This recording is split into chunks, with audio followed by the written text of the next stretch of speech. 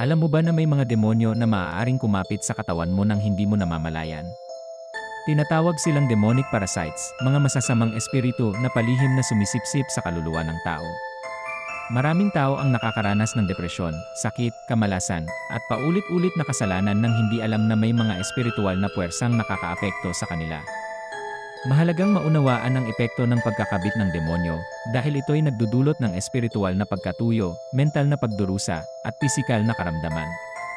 Ayon sa Biblia, may digmaang espiritual na patuloy na nangyayari sa paligid natin. Ang mga demonyo ay mga bumagsak na espiritu na gustong tumira sa katawan ng tao para manipulahin ito. Hindi sila laging nagpapakita ng marahas na pagsanib gaya sa pelikula, kadalasan, tahimik silang kumikilos, gaya ng mga parasitiko. Paano sila nakakakapit ng hindi mo alam? Isa, sa pamamagitan ng kasalanan. Ang kasalanan ay bukas na pinto para sa demonyo. Bawat kasalanang hindi pinagsisihan ay parang hawakan na ginagamit ng demonyo para kumapit. Dalawa, sa pamamagitan ng trauma at sugat sa damdamin. Ang mga demonyo ay pumapasok sa mga sugat ng puso, galit, pait, at kawalan ng pagpapatawad. Ang mga espiritu ng takot, depresyon, at kawalan ng pag-asa ay madalas na nakakabit sa mga hindi gumagaling na sugat. Tatlo, sa pamamagitan ng okultismo.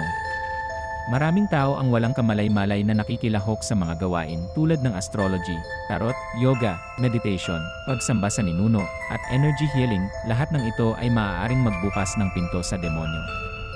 Ano ang epekto ng pagkakabit ng demonyo? Pisikal at mental na karamdaman. May mga sakit na hindi lang pisikal kundi espiritual ang ugat.